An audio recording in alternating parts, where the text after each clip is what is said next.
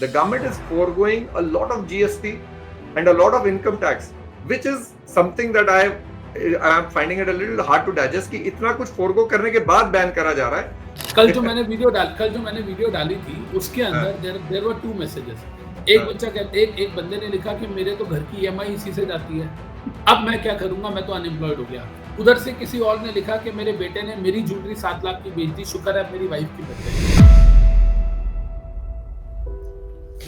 चाहे लिंक्डइन हो या यूट्यूब या ट्विटर जिसे हम एक्स के नाम से जानते हैं, आज सारे सोशल मीडिया प्लेटफॉर्म पे एक ही बात हो रही है कि गवर्नमेंट ने ऑनलाइन गेमिंग को बैन कर दिया। तो आइए आज हम इसके सारे एस्पेक्ट्स को अनकवर कर रहे हैं, चाहे वो टैक्सेशन एस्पेक्ट्स हो या सोशल एस्पेक्ट्स हो, इकोनॉमिक एस्पेक्ट्स हो या उसके लीगल मैटर्स हो। तो हम सारी चीजों को आज अनवील करेंगे कि ये ऑनलाइन गेमिंग बैन है क्या और इसका क्या इंपैक्ट पड़ने वाला है इंडियन इकोनॉमी पे। Aditya sir, over to you. Yes sir. तो सर सबसे पहले तो हमें ये जानना जरूरी है कि बैन लाया किस चीज पर गया है। क्या हम मोबाइल पर कोई भी गेम खेलते हैं वो चीज पर भी बैन है, या ड्रीम 11 और भी ज़ूपी जैसी एप्लीकेशंस है जहां पर खेलते हैं उस पर बैन है। तो गवर्नमेंट ने अभी तक इस पे इतनी ज्यादा फॉर्मली क्लैरिटी तो दी नहीं है, लेकिन जितना समझ में आ रहा है, डॉक्यूमेंट ड्राफ्ट रीड करके ये समझ में आ रहा है, गेम ऑफ मनी जिसके अंदर पैसा वित्त इन्वॉल्व है वो वाले गेम्स पे बैन है। और जो ई स्पोर्ट्स हैं यानी कि ऑनलाइन फॉर्म में ऑर्गेनाइज टूर्नामेंट्स हैं, वो सारी टूर्नामेंट्स अभी भी अगर लेजिट मैनर में कंडक्ट होती है विद प्रॉपर अप्रूवल तो दे आर अलाउड। तो अभी हमें यहाँ पर पहले ये समझना पड़ेगा कि सारी चीजें बैन नहीं हो रही है, ऑनलाइन खेले जाने वाली सारी चीजें बैन नहीं है, कुछ चीजें अभी भी अलाउड रहेगी। तो ये तो था इस चीज की समरी। लीगल एस्पेक्ट में चले तो ये बेयर एक्ट है, हम सब लीगल लोग हैं। अगर मैं चैप्टर 3 ऑफ दी ये जो हमारे पास आया हुआ है बिल का क्लॉज 5 कहता है no person shall offer, aid, abet, induce or otherwise indulge in or engage in the offering of online money game and online money gaming service.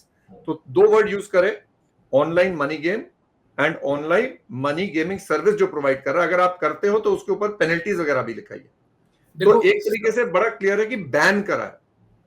पर जब हम ऑनलाइन मनी गेमिंग की डेफिनेशन पढ़ते हैं वहां पर बड़ा क्लियर लिखा है कि कुछ पैसा देके अगर आपको कुछ एक्सपेक्टेशन है of a win which means you are wagering betting on it, then that is online money gaming, but it does not include esport. और ई स्पोर्ट को अलग से डिफाइन करा गया है कि जैसे आपने बताया कि अगर हम मिलके गेम खेलते हैं, जैसे आप क्रिकेट गेम खेल रहे हैं, ई स्पोर्ट्स खेल रहे हैं और आप ऑनलाइन लोगों के साथ मिलके खेल रहे हैं और एक एंट्री फीस है, वहां पर भी आपको शायद कुछ प्राइज मिलेगा पर वो अलाउड है। So there is a difference between betting and playing collectively. So I think वो ई स्पोर्ट अलाउड रहेगा। देखो, मैं अगर इसके नाम की बात करूं, क्योंकि I am from the legal background, अगर हम लॉ की बात करें तो 2 प्रकार के लॉ होते हैं। एक होते हैं इनेबलिंग लॉ, एक होता है डिसेबलिंग लॉ। वो कानून जो हमें कुछ करने की परमिशन देते हैं दोज आर इनेबलिंग लॉज, जो हमें किसी चीज से प्रोहिबिट करते हैं दोज आर डिसेबलिंग लॉज। अगर मैं इस कानून का नाम पढ़ूं तो लॉ का नाम है the promotion and regulation of online gaming bill 2025। The promotion and regulation मतलब इसके नाम से तो कहीं पर भी प्रोहिबिटरी फैक्टर नहीं आ रहा। नाम से ऐसा लगता है कि गवर्नमेंट एब्सोल्यूट प्रोहिबिशन नहीं लगा रही, गवर्नमेंट कुछ चीजों को रेगुलेट करेगी, शायद कोई अथॉरिटी बनाएगी गवर्नमेंट। जैसा अभी आपने कहा कि गवर्नमेंट ऑनलाइन मनी गेमिंग को बैन कर रही है लेकिन ई स्पोर्ट्स को परमिट कर रही है। इसका मतलब ये एब्सोल्यूट प्रोहिबिटरी लॉ नहीं है, इसके अंदर कुछ if and buts and conditions होंगी जिसके थ्रू गवर्नमेंट कुछ ई स्पोर्ट्स को रेगुलेट करेगी। I think sir betting basically जो government is what it's trying to do is betting को बैन करा जा रहा है, या जो पोकर आप खेल रहे हो। अब अगर ये डिबेटेबल वाली बात है सर, अगर पोकर हम मिलके खेलते हैं online, will it form under esport और will it come under online money gaming? ये बातें धीरे धीरे इंटरप्रिटेशनल एस्पेक्ट्स में क्लियर होती जाएंगी। सो आई थिंक इसी रीजन से एक नेशनल अथॉरिटी डेवलप करी जाएगी, कमेटी बनाई जाएगी जो पहले डिस्कस करेगी और फिर इन्हें ऑथराइज करेगी। जो ये प्रपोज बिल के अंदर बोला है इन्होंने कि डिसाइड करेंगे कि पहले ये कौन सी कैटेगरी में फॉलो होता है, गेमिंग में आता है, ई स्पोर्ट्स में आता है, किस चीज में आता है। तो ये भी एक डिबेटेबल पॉइंट है। मतलब मैं तो बोलूंगा कानूनी तौर पे एक लूपहोल दिख रहा है मुझे। बिल्कुल सर, लाइक बेसिकली अगर बात करें पोकर की बात है, it is basically playing cards. So अगर हम 4 लोग मिलके ऑनलाइन पोकर खेलते हैं, will it become under esport और will it come under online money gaming? ये तो it will evolve over time. बाकी Vora sir will be the better जज। मैं एक चीज मानता हूं कि जैसे ही ये लॉ पास होगा, इसके अगेंस्ट सुप्रीम कोर्ट के अंदर पिटीशंस जाएंगी एंड इवेंचुअली इसको जिनका बिजनेस इंपैक्ट हो रहा है, जो बड़े बड़े प्लेयर्स हैं, इवेंचुअली वो लोग तो चाहेंगे कि इसे अनकॉन्स्टिट्यूशनल डिक्लेयर किया जाए। तो ये मैटर सुप्रीम कोर्ट के जुडिशियल रिव्यू में तो जाना ही जाना है। इसमें पक्का स्टे लगेगा ही लगेगा जब तक वो जुडिशियल रिव्यू की रिपोर्ट नहीं आती। बोरा सर ने स्टे भी लगवा दिया। सो आई थिंक चलिए सर, लेट अस से कि बिल तो चलो लोकसभा में पास हो चुका है, आई एम श्योर पास तो हो ही जाएगा, एक्ट बन जाएगा। नाउ लेट अस एज्यूम कि जिनका बिजनेस बैन हो रहा है, जैसे ड्रीम 11, आई थिंक एक एग्जांपल लेके चलूंगा कि वो तो इसमें आएगा ऑनलाइन मनी गेमिंग में। नाउ इसका सोशल इंपैक्ट है, गवर्नमेंट ने शायद अपना पॉइंट फॉरवर्ड पुट करा है कि इससे बहुत बच्चों में एडिक्शन हो रहा है, डेट ट्रैप हो रहा है। कई जगह मैंने ये भी सुना कि government is saying that they have prove कि ये जो पैसा है ये ऑफशोर अकाउंट्स में जा रहा है, टेररिज्म के लिए यूज हो रहा है, इस वजह से वो इसको रेगुलेट करना चाह रहे हैं। सो इसमें what is your opinion on the social impact of this bill? Sir मैं तो ये कहूंगा कि महाभारत का जो युद्ध हुआ था उसके पीछे अगर कोई रीजन देखा जाए तो वही था, गैम्बलिंग हो रही थी उस चीज के अंदर। तो जो युग का परिवर्तन हुआ है वो तो इसी मुद्दे के अराउंड हो रहा है। तो सोशल एंगल से देखा जाए तो मुझे लगता है कि यहाँ पर हम तीनों का क्योंकि स्टेक इन्वॉल्व नहीं है तो हम लोग कहेंगे कि भैया सोशल एंगल से तो ये चीज बैन होनी ही चाहिए। और एक और चीज है, जैसे इंडिया के अंदर ना कुछ चीजों के, कुछ एप्लीकेशंस के एल्गोरिदम बहुत अलग वर्क करते हैं। लाइक इंस्टाग्राम की भी आप देखेंगे, यहाँ पर बहुत अलग एल्गोरिदम है। हमारी यूथ को ना बहुत अलग चीजें दिखाई जाती है, डिस्ट्रक्टिव चीजें दिखाई जाती है, डिस्ट्रैक्टिव और डिस्ट्रक्टिव दोनों। वहीं अगर चाइना में देखा जाए तो उन्हें साइंस और टेक दिखाई जाती है। तो ये सारी एप्लीकेशंस जो हैं और ये सारे स्पोर्ट्स है ना, बच्चे के माइंड को बहुत ज्यादा फ्रजाइल बना देते हैं। और मेरे हिसाब से इसका सोशली नेगेटिव इम्पैक्ट तो था ही। और बीइंग अ इकोनॉमिक्स टीचर मैं तो ये कहूंगा कि सोसाइटी में इन लोगों का कंट्रीब्यूशन कुछ नहीं हो रहा था, जो लोग खेल रहे थे सिवाय अपना पैसा लगाने के। तो सोशली आई बिलीव ये सही मूव है गवर्नमेंट का। I'll be surprised, sir. 41,000 crore is what Indians spend playing games, which is equal to the national money we spend on the healthcare as well. तो But at the कितना same पैसा, time, sir at the same time हम इस बात को ignore नहीं कर सकते कि इंडिया में साल की 700 सुसाइड्स होती हैं due to these games. yes, अगर आप देखोगे तो डेली एवरेज पे 2 लोग are committing suicide because of these losses in these games. debt traps हैं sir. Tamil Nadu says, I think data मैंने निकाला था, they say almost 24 deaths have been because of the debt trap. भाई लोन ले लेके game खेल रहे हैं, सट्टा लगा रहे हैं। सोचो तो एक स्टेट का 24 डेथ है। Sir, I think Bora sir, I think Aditya sir, when we go to Singapore, वहां ना Sentosa Island में casinos हैं। Yes. Foreigners can go and play without any fees, but जो local public है उनसे इतना चार्ज करते हैं ताकि they are dissuaded from playing. So I am of the opinion, yes, it needs to be regulated, and this is a good move. Sir, even same things happen in Macau as well. हाँ, जो China के लोग हैं उन लोगों से ज्यादा charges लिए जाते हैं। बिल्कुल just to discourage them not to participate. बिल्कुल। पर वोरा सर एक चीज बताइए, isn't gambling a state subject? So how is this coming in the central act? देखो यही चीज मैं भी मानता हूँ। मेरे को पर्सनली क्या लगता है, there are 3 articles in our constitution जिनको हम गोल्डन ट्रायंगल बोलते हैं। One is article 14, second is article 19 and third is article 21। Article 14 states about equality, article 19 states about 6 freedoms and article 21 is right to life। आप ये बताओ कि जब government ने गेम ऑफ स्किल और गेम ऑफ चांस दोनों के अंदर का डिफरेंस ही खत्म कर दिया, तो आप इसको शेयर मार्केट में इंट्राडे ट्रेडिंग से कैसे अलग करोगे? Share market is also game of skill. अगर हम उसको बोलेंगे वो गेम ही नहीं है सर, इट इज स्पेकुलेशन। आपको पता है कि लोग सट्टा बाजार, शेयर मार्केट में लोग हारते हैं और जीतते हैं। तो यहाँ पर मुझे ऑप्शंस भी तो वही है ना sir, futures and options is pure gambling. Option trading is also ये ऑप्शन ट्रेडिंग में भी सेम होता है। तो अब आप मेरे को ये बताओ ना कि जो मार्केट में प्लेयर्स हैं, जो शेयर मार्केट में अगर हम बात करें वो प्लेयर्स हैं, उनको अगर परमिट किया जा रहा है तो ड्रीम 11 जैसी कंपनीज के साथ क्या ये आर्टिकल 14 का वायलेशन नहीं हो रहा, equality before law and equal protection of law? Sir I think what I understand is share market is regulated, government has controlled, STT है, CTT है, so maybe वो ही चीज वो ऑनलाइन गेमिंग के साथ भी करना चाह रहे हैं। I think that could be the reason. What is it? मुझे ऐसा लगता है पर्सनली कि यहाँ पर ना it is going to be more of regulatory rather than prohibitory. True. पर सर उन्होंने क्लॉज 5 में अभी पढ़ा चैप्टर 3 में बड़ा क्लियर लिख दिया है, बैंड ऑनलाइन मनी गेमिंग पे बैन है, it is not even debating की नहीं है।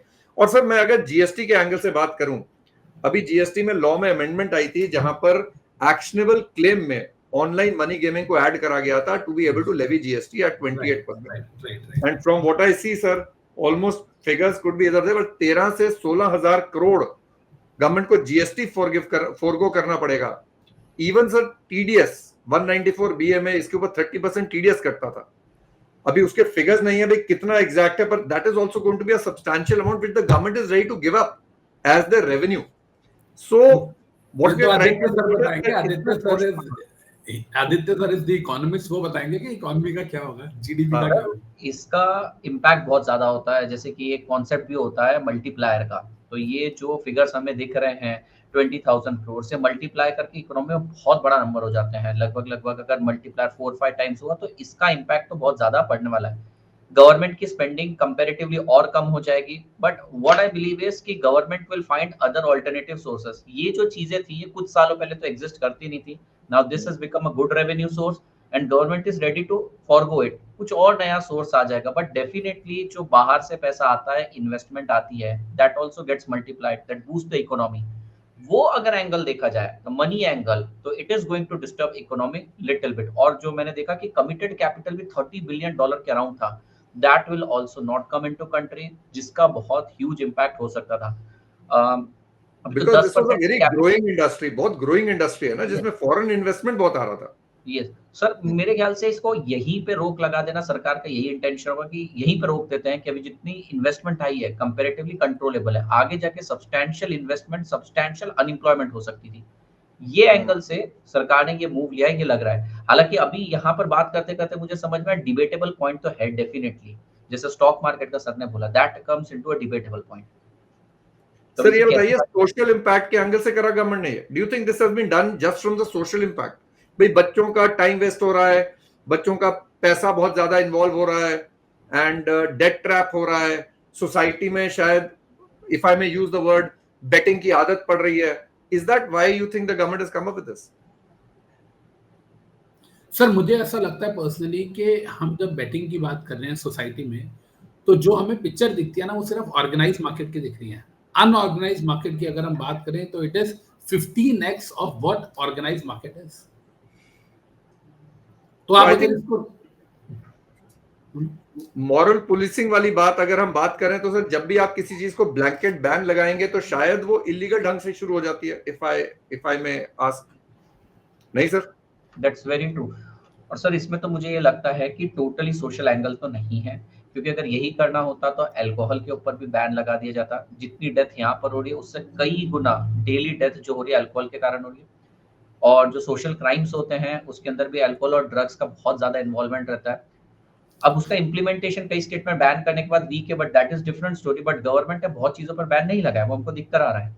तो पूरी तरीके से सोशल एंगल है क्या? मुझे नहीं लगता। मुझे ये पर्सनली लगता है कि ऑफ शोरिंग हो रहा है जो पैसे का, हमारा डेटा भी बाहर जाता है, हमारा पैसा भी बाहर जाता है, और यूथ जो बहुत ही ज्यादा डाइवर्ट हो रहा है अपने गोल से। मुझे लगता है ये सोशल एंगल हो सकता है। बट बेसिकली टेरर फंडिंग वगैरह जो बोला जा रहा है, या जो उसके लिए पैसा यूज हो रहा है एंटी नेशनल एक्टिविटीज के लिए, इसी के थ्रू ज्यादा आता है। We all have heard of that. लेकिन सर अगर हम फाइनेंशियल एक्शन टास्क फोर्स की बात करें, जो की बात करती है इंटरनेशनल टेररिज्म की, और अगर हम मनी लॉन्ड्रिंग की बात करें, prevention of money laundering act 2002, ये जो मनी लॉन्ड्रिंग है, FATF है, ये हम लोगों ने यूनाइटेड नेशंस से उठाए हैं। अगर हम बात करें तो ग्लोबल लेवल पे एक लॉ है जिसको हम बोलते हैं United nation commission on international trade law, UNCITRAL बोलते हैं। सारे देशों ने वहीं से अपने अपने लॉस को गवर्न किया, वहीं से, that is the main source of law. लेकिन उसके अंदर ये एक्टिविटीज बैन नहीं है। तो ये कहना कि इंटरनेशनल लेवल पे या टेररिज्म को रोकने के लिए, सर टेरर तो लंदन में भी है, यूके में भी है, टेरर तो यूएस में भी है। तो अगर हम बात करें कि टेररिज्म को रोकने के लिए है या मनी लॉन्ड्रिंग को रोकने के लिए, it can be one of the aspects, but ये ग्लोबल लेवल पे United nation commission on international trade law के अंदर परमिटेड है। आपसे सर जब बात कर रहे थे ना वोरा सर, आपने एक बहुत अच्छी बात बोली थी कि जब भी लॉ लाया जाता है, एक बार आप और हम डिबेट कर रहे हैं भाई ये क्या करना चाह रहे हैं, wouldn't it be nice if the government had told us भाई हम क्यों कर रहे हैं, क्या लगाने जा रहे हैं? आपने बड़ा अच्छा बोला था थोड़ा सा। देखो मैं हमेशा एक बात बोलता हूँ कि never bring the law without introducing the resources. हाँ, first of all you have to bring the resources and then you have to impose the law. Swachh Bharat तब तक सक्सेसफुल नहीं होगा जब तक आप हर 50 मीटर पे बिन नहीं लगा देते। आप हर 50 मीटर पे बिन लगा दो, स्वच्छ भारत विल बी सक्सेसफुल। मैं इतना बुरा, हमारे देश का नागरिक इतना बुरा नहीं है, सिटीजन ऑफ इंडिया, जो बिन होते हुए भी सड़क पे फेंके। लेकिन वो इतना अच्छा भी नहीं है कि बिन नहीं है तो वो गंदा रैपर अपने बैग में डालेगा, सिंपल सी बात है। तो you need to give the resources and then you can bring the law. वही चीज हमारी गवर्नमेंट को करनी चाहिए। हमारी प्रॉब्लम क्या है कि हम लोग किसी लॉ को फ्रेम करने में 4 साल लगा देते हैं, लेकिन हम 4 हफ्ते लगा के उसको लोगों के सामने लाके क्लियर नहीं करते। रातों रात हम ऐसी न्यूज ले आते हैं जिससे पूरी इकोनॉमी हिल जाती है। बिल्कुल सर। आई ऑलवेज से छोटा सा एग्जांपल ये भी है जो स्ट्रीट डॉग्स के ऊपर जो बोल रहे हैं ना कि उनको शेल्टर्स में ट्रांसफर किया जाए। रिसोर्सेज तो है ही नहीं हमारे पास, इम्प्लीमेंटेशन वाइज बहुत ही ज्यादा वीक है। पेपर पर बैठ के पॉलिसीज तो बन सकती है, मेरा छोटा बेटा डरा हुआ, पता नहीं कब उठा के ले जाएंगे उसको। No but I always say, जैसे अगर पेरेंट्स अगर बच्चों को ये बोल दें कि रात के 10 बजे के बाद या 5 बजे के बाद घर में नहीं आना, घर पे बैठना है, then the child will rebel and break the law. But if I explain to the child, why am I saying this? भी घर लेट रहोगे तो बाहर तुम्हारे ही, you know, there is the dangerous word outside. So I always believe if you explain to the public why are you doing it, it will have a much bigger impact because everybody will be participating in it. They will all agree.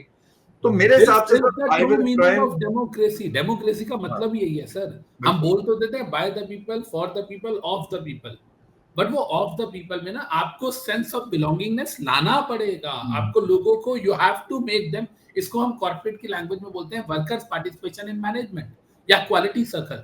तो आम आदमी जो citizen का है ना, जो उस law से इंपैक्ट हो रहा है, उसको आपको इंक्लूड करना चाहिए, उसके बाद ही आपको लॉ फ्रेम करने चाहिए। Because I am for the law, I think all three of us agreed that we know that the law should be there. Yes. But उसका implementation शायद थोड़ा सा participative होना चाहिए। Because sir ultimately इतना investment आ चुका है कंट्री में, सडनली आपने उसको फिर से विड्रॉ कर लिया, suddenly so much of disruption in business, so much of unemployment that will happen, and then resentment amongst the kids, जिनका सुबह का आप ही बता रहे थे, आपके वीडियो के नीचे एक लड़के ने बोला था मेरी EMIs कैसे जाएगी। What was that sir? कल जो मैंने वीडियो डाली थी उसके अंदर देयर वर 2 मैसेजेस। एक बच्चा कहते, एक बंदे ने लिखा कि मेरे तो घर की EMI इसी से जाती है, अब मैं क्या करूंगा, मैं तो अनएम्प्लॉयड हो गया। उधर से किसी और ने लिखा कि मेरे बेटे ने मेरी ज्वेलरी 7 लाख की बेच दी, शुक्र है मेरी वाइफ की बच जाएगी।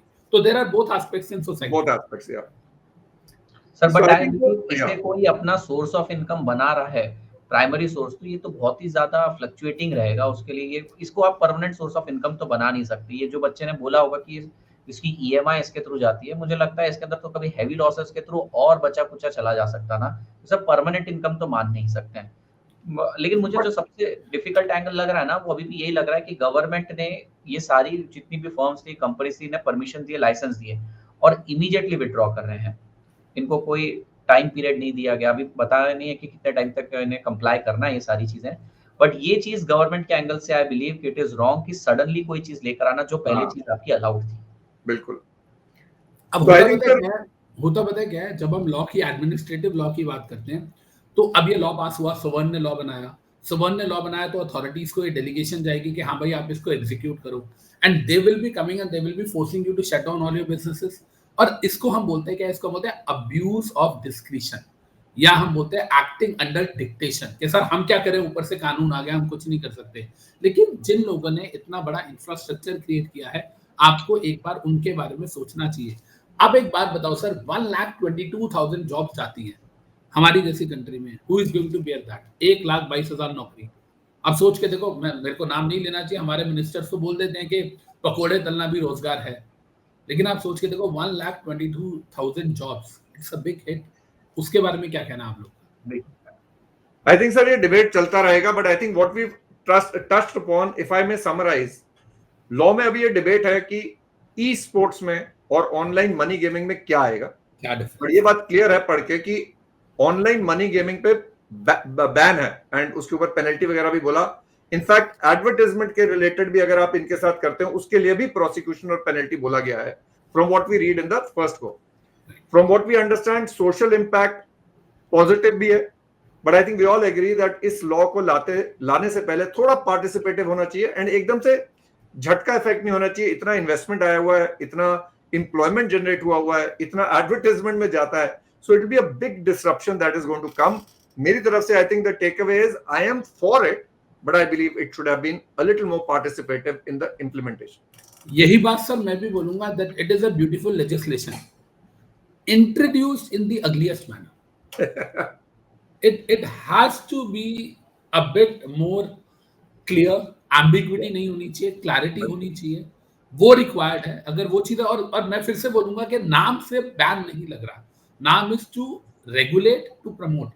देखो द प्रमोशन एंड रेगुलेशन, लेकिन आपकी वाली बात भी ठीक है कि जब हम नीचे जाते हैं क्लॉज 5 में बिल के, तो वहां पर ऑनलाइन मनी गेम्स को बैन किया गया, ई स्पोर्ट्स को नहीं किया गया। तो government need to bring that clear distinction के दोनों में क्या डिफरेंस है। I think, sir, good enough. Aditya, sir, if you want to summarize something and then we can say bye and the debate will continue, I'm sure. Just एक point add करूंगा, मुझे ऐसा लग रहा है कि जो ऑनलाइन बिजनेस के अंदर ये गैम्बलिंग बेटिंग कर रहे हैं सिर्फ उसे ही कंट्रोल कर पाएंगे, और जो ऑफलाइन चल रहा है अभी मैं देखता हूँ कि भैया बहुत सारी सिटीज के अंदर चलता ही रहता है, तो उसका कुछ नहीं कर पाएंगे। लोग वीपीएन लगा के दूसरी कंट्री के सर्वर पे जाके वहां से खेलना चालू करेंगे, तो लोगों के पास तो रास्ते हैं खेलने के लिए। तो गवर्नमेंट को इसमें सही तरीके से बैन लगाना पड़ेगा और पार्टिसिपेटिव रखना पड़ेगा कि सुओ मोटो सामने वाला खुद ही बोल रहा है कि मुझे नहीं खेलना है, मुझे ऐसी चीजों के अंदर नहीं जाना है, ये फीलिंग आनी चाहिए, ये फीलिंग डेवलप करवानी चाहिए।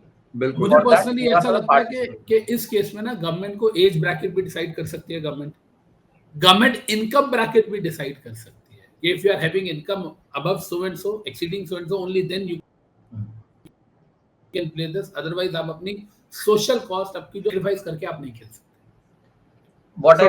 बहुत मुश्किल हो जाती है, आपको पता है अभी social. I think what I can only say is over moral policing has never work sir. अगर आप देखोगे जिन स्टेट्स में बैन हुआ अल्कोहल, वहां पर वैसे भी मिलता है। सर वहां पर बाकी स्टेट से ज्यादा कंज्यूम होता है, वहां पर बाकी स्टेट से ज्यादा कंज्यूम होता है। वो exactly, so I do believe banning is not, and like you said Vora sir, maybe it is not going to be a blanket ban. Maybe Dream 11 will then evolve into an e-sport. Maybe all these online gamings will evolve into what is allowable. And वो regulatory body बनाई जा रही है, ऐसा मेरे को बेरैक में भी दिख रहा है, जो भी आया PDF, उसमें गवर्नमेंट एक रेगुलेटरी बॉडी बना रही है। मैं ना इसको कंक्लूड करूंगा एक अच्छा सा एग्जांपल देके। हम ना इंडियंस हैं, हमारे पास ना हर चीज के जुगाड़ है। आपको याद होगा, आप दोनों को भी, कुछ टाइम पहले लॉ आया था कि जो स्टेट हाईवेज हैं, जो नेशनल हाईवेज हैं, नेशनल हाईवेज के 400 मीटर तक कोई भी ठेका नहीं होगा, कोई भी लीकर शॉप नहीं होगी नेशनल हाईवे के 400 मीटर तक। ये बहुत पहले आया था। तो यहाँ हमारे गुड़गांव में साइबर सिटी है, मेन रोड पे है। क्या किया गया उसके लिए? उसका एक एंट्री गेट बंद कर दिया गया। वो वही है, साइबर सिटी वही है, उसका एक एंट्री गेट बंद किया गया, उसका दूसरा गेट खोला गया जो 550 मीटर घूम के आना है आपको। दैट्स इट, हो गया लॉ कंप्लाई। तो सर हम इंडियंस के पास तो सारे वे आउट हैं। तो मैं नहीं मानता कि ये चीजें बंद होगी, इनको थोड़ा सा ट्वीक करना पड़ेगा, थोड़ी सी चीजों को बदल के लाएंगे, लेकिन this is going to stay. But I just want to make this point out to everyone out there. The government is foregoing a lot of GST and a lot of income tax, which is something that I am finding it a little hard to digest कि इतना कुछ forego करने के बाद ban करा जा रहा है. So we shall look forward to clarifications and more updates from the government on this, and we shall keep all of you updated with that as well. If you have any questions regarding this, please नीचे chat में डालिए. We shall come up with a new or further talk shows on this, because this is, I think, a very impactful law, a very important law, both socially, economically, business wise. So इस पे debate जारी रहना चाहिए. ठीक है sir, thank you all so much. कोई मत खेलिए ये गेम्स वगैरह, नए लोग तो मत ही खेलिए।